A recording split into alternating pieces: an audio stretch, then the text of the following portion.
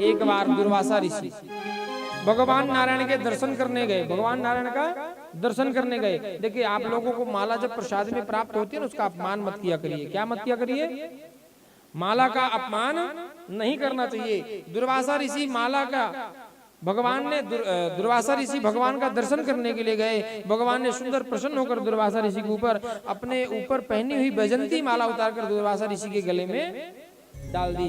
दुर्वासा ऋषि इतना प्रसन्न हुए कि आज भगवान की पहनी हुई माला, वैजंती माला मुझे प्राप्त हुई है। उस माला को देखते हुए प्रसन्न चित्र जा रहे थे अपने आश्रम के लिए कि रास्ते में उनका चेला राजा इंद्र मिल गया। कौन? इंद्र। उन्हें लगा कि अरे देखो ये माला जब मेरे कंठ में इतनी सुंदर लग रही है, कहीं मैंने अपने शिष्य राजा इंद्र को पहना दिया तो और कितना सुंदर लगेगा। और अपने गले से माला उतारकर राजा इंद्र को उन्होंने आशीर्वाद में प्रदान कर दी और कहा कि इंद्र ये माला नारायण की पहनी हुई माला है जो मुझे मिली और मुझे आशीर्वाद मिला और वही आशीर्वाद मैं तुझे प्रदान करता हूँ इसका। और देखे वहां से दुर्वासा ऋषि अपने आश्रम के लिए चल पड़े, पर उनका मन अभी भी माला में अटका हुआ था। उन्होंने तुरंत पलट के देखा कि देखो तो सही राजा इंद्र कैसा लग रहा है। इतनी देर में राजा इंद्र ने तो अपने गले से माला उतार कर मन में सोचा कि पहले भगवान ने पहनी, फिर ऋषि ने पहनी, गौतम दुर्वासा ऋषि पहने और उनने पहनाई माला लाके मुझे पहना दिए। क्या मतलब? उतार के उसने हाथी के, ऐरावत नामक हाथी के मस्तक पर रख दिया। और हाथी का काम है कि मस्तक पे आई हुई चीज को सूंड से पकड़कर जमीन में पटक देना और उसको कुचल देना। उतनी देर में उसने गले से उतार के उनके मस्तक पर, हाथी के मस्तक पर रखा और उतनी देर में ऋषि घूमे पीछे तो क्या देखते हैं कि हाथी ने उस माला को उठाया और पैरों से कुचल दिया। इतना क्रोध आया दुर्वासा ऋषि को, तुरंत लौट कर गए और बोले मूर्ख, तू अपने धन के और पद के मद में इतना मदान हो चुका है कि तुझे देवताओं की दी हुई माला और गुरु का दिया हुआ प्रसाद तुझे समझ में नहीं आता है। मैं तुझे श्राप देता हूं कि तुझे लक्ष्मी की हानि होगी, तेरी पद से तुझे हटा दिया जाएगा।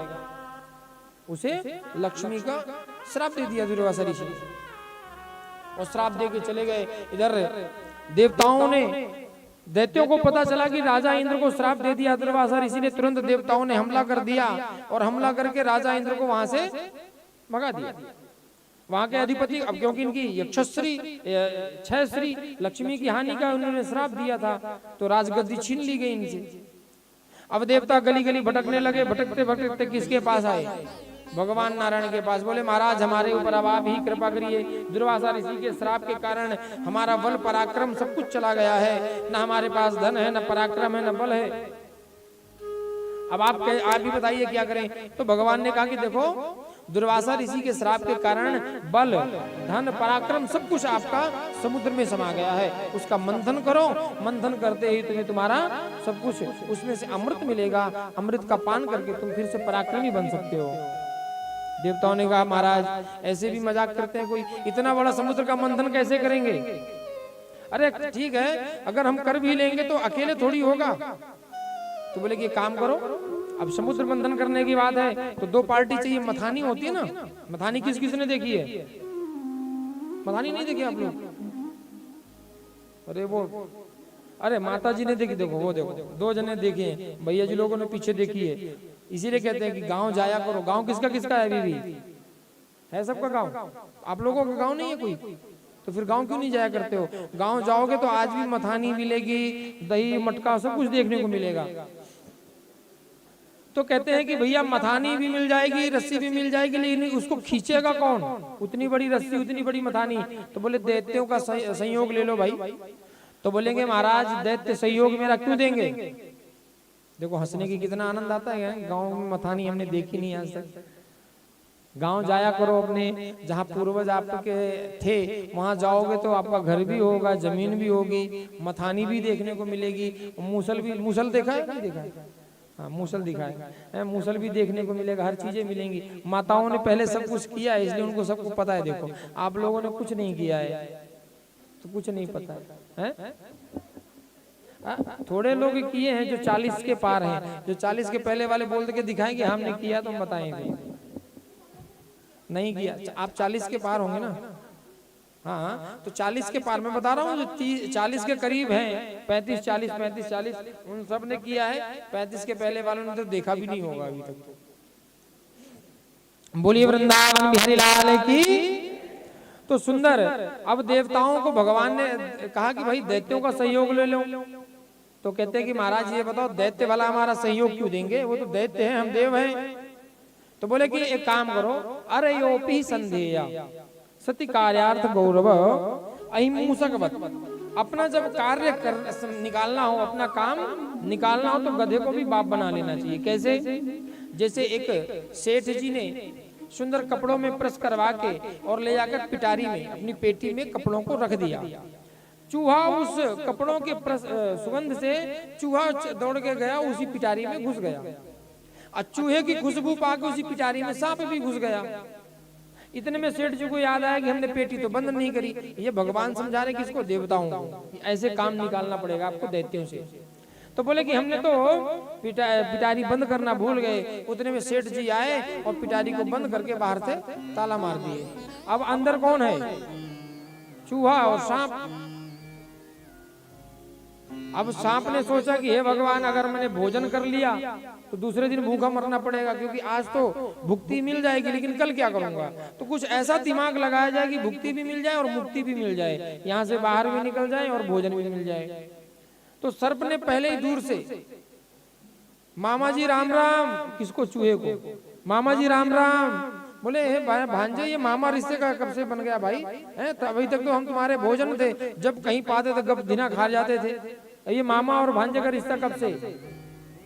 बोले कि ये अभी अभी कुछ दिन पहले हम सर्पों की मीटिंग थी। हम सर्पों ने मीटिंग में प्रस्ताव पारित किया कि भाई चूहे जो है हमारा बिल बनाते हैं, और जब चूहे बिल बनाते हैं हम उसमें रहते हैं। जब हम सब चूहों को खा जाएंगे तो चूहे बिल कौन बनाएगा फिर? और जब बिल नहीं बनेगा तो हम रहेंगे कहाँ? तो प्रस्ताव ये पारित हुआ है कि आज के बाद चूहों को खाना बंद, सिर्फ दूध पियेंगे हम लोग। अब चूहे की जान में जान आई। बोला महाराज आज हम बच गए। पर जैसे चूहा सर्प के पास गया तो सर्प ने कहा मामा आज तो अच्छा फंसे, देखो तुम भी पिटारी में, हम भी पिटारी में, और पिटारी तो बंद। अरे बोले भांजे तूने मामा का कमाल देखा कहाँ है? अभी दिखाता हूँ 1 मिनट में। और चूहा महाराज पिटारी के कोने में कुतरना प्रारंभ कर दिया और 1 मिनट में बड़ा छिद्र कर दिया कुतर के। बोले देख भांजे निकल के दिखा, तू निकल जाएगा पूरा कि नहीं? इतने में सर्प तो वही चाहता था, थोड़ा सा छिद्र मिल गया, सर्प बाहर निकल गया और मुख फाड़ के बाहर बैठ गया। जैसे चूहा महाराज निकले तो कब्जीना मुंह में धर लिया। अरे बोले मामा भांजे छोड़, अरे मैं तेरा मामा हूँ। अरे बोले महाराज मामा जब तक अंदर थे तब तक मामा है, अब बाहर आ गए कोई मामा नहीं। बोले ये क्या बात हुई? बोले महाराज भुक्ति और मुक्ति दोनों चाहिए थी, इसलिए हमने आपको मामा बना लिया। अब कहे कि अब तो मुक्ति मिल गई है, भुक्ति की जरूरत है, भोजन चाहिए।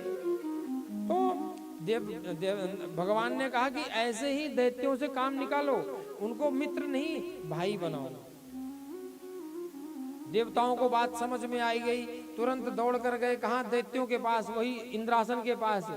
सभी दैत्यों ने देखा कि देवता आ रहे हैं अपने त्रिशूल भाला लेके दौड़े मारने के लिए, पर देखा कि इनके हाथ में अस्त्र शस्त्र नहीं है। तो बोले ठीक है महाराज, ये लड़ने नहीं आए हैं, बात करने आए हैं, आराम से बात करेंगे।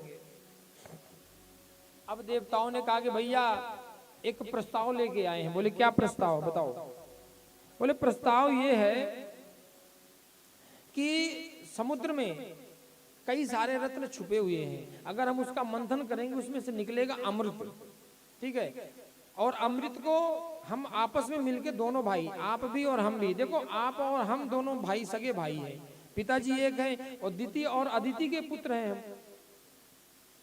तो आप माँ हमारी जरूर अलग अलग है, लेकिन पिता तो एक ही है हमारे, तो भाई भाई हुए। तो भाई भाई आपस में क्यों लड़के मरे? भाई हमने तुम्हें मारा तुम मर गए, तुमने हमें मारा हम मर गए। इससे अच्छा कि समुद्र का मंथन करने से अमृत निकलेगा, आधा अमृत तुम पी लेना, आधा अमृत हम पी लेंगे, एक दूसरे को खूब मारते रहेंगे, कोई मरेगा नहीं। दैत्यों को बात समझ में आई। बोली ये बात तो तुमने सही कही है, लेकिन इतना बड़ा मंथन करेंगे कैसे? बोले नहीं आप घबराओ नहीं, बासुकी नाग मथानी बनने के लिए तैयार है, मंदरांचल रस्सी बनने के लिए तैयार है, और मंदरांचल पर्वत जो है वो मथानी बनने के लिए तैयार है। सुंदर समुद्र मंथन का आयोजन हुआ, बासुकी नाग आया, और जैसे मदराचल पर्वत को देवता लेके चले, दैत्य मिल गए, तो भगवान गणेश का पूजन नहीं किया। गणपति पूजन ना करने से भगवान गणेश क्रुद्ध हो गए और चूहे महाराज को आदेश दिए कि जाओ गड्ढे कर दो। तो जैसे चूहा महाराज नीचे नीचे गड्ढा कर दिए कि देव और दैत्य लेके चले, गड्ढे में पैर पड़ा, सब गिर गिर के पर्वत जो है गिर गया, सब टूट फूट गए, लंगड़े हो गए, लूले हो गए। बोले महाराज श्री गणेश में देखो हाथ पैर टूट गए, पता नहीं अमृत पीने तक में बचेंगे कि नहीं। भगवान ने कहा घबराओ नहीं, सब बचोगे, ये चलो पर्वत में ले जाके रख देता हूँ। भगवान ने उठाया मद्राचल पर्वत को ले जाके बीच समुद्र में स्थापित कर दिया। और सुंदर वासुकी नाग आए और लपट गए उसमें, मथानी की रस्सी बन गए। अब देवताओं ने कहा, नारायण ने कहा कि ये काम करना, अगर दैत्यों से बच के रहना तो एक काम करना कि जाते ही ये बोल देना कि महाराज हम बड़े बाप की औलाद हैं, हम देवता हैं, हम बड़े बाप की औलाद हैं, मुख की तरफ लगेंगे। और दैत्यों तुम दैत्य हो, तुम पूंछ की तरफ लगोगे, बस इतना कह देना, बाकी मैं संभाल लूंगा।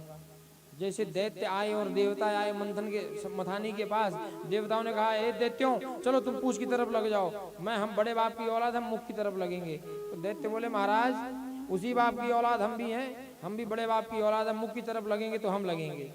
इतने में भगवान आए, बोले लड़ते क्यों भाई भाई आपस में, ठीक है दैत्यो तुम मुख की तरफ लग जाओ, देवताओं तुम जाओ पूंछ की तरफ। देवताओं को पूंछ की तरफ भेज दिए और दैत्यों को मुख की तरफ भेज दिए।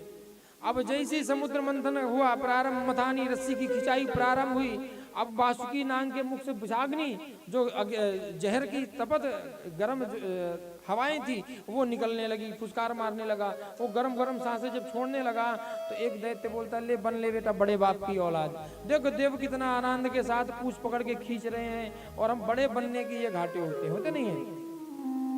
बड़े बनाने में कितनी मेहनत पड़ती है माताओं को पता है।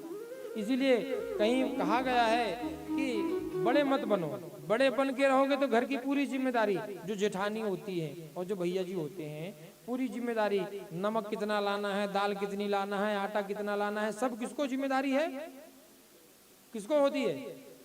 और छोटा क्या करता है, खाया पिया मस्त रहा है। सही बात है कि नहीं। तो छोटे बनने में बड़े फायदे हैं, बड़े बनने में नहीं।